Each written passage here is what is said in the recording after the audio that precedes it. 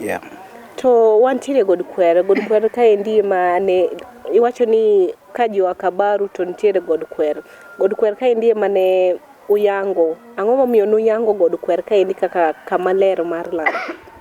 Okay, God Kwer kaendi en got manokor chon gi janabi miluongo ni Isaya wuod Amos. Nowuoye got mar milambo, got maborie mogik. Kirango got Kalfari, en got mabor moyombo gode duto. Anyalo wacho ni e piny mangima, kech kichako wuoth from Kabaru, kichako wuoth kamoro ni okuong kacha, kidhi nyaka malo Kamama, en distance malach. Koro godni e got mane Isaya wuod Amos nowuoye. Mano miyo wafwenyo ni ma en God Nyasaye. To ji mang'eny mistake go luonge ni God Kwero. Ok en God Kwero. En God Kwero. Tiende ni kama ikwere maricho.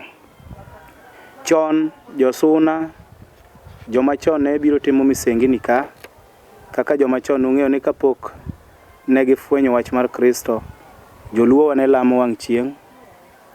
Ni ka chieng' otuch to wacho ni ang' ituchna maber, ka chieng' podho wacho ni podho na maber. Koro ewi God Kwero ka Nyasaye manofwenynwa ni ma en God Nyasaye.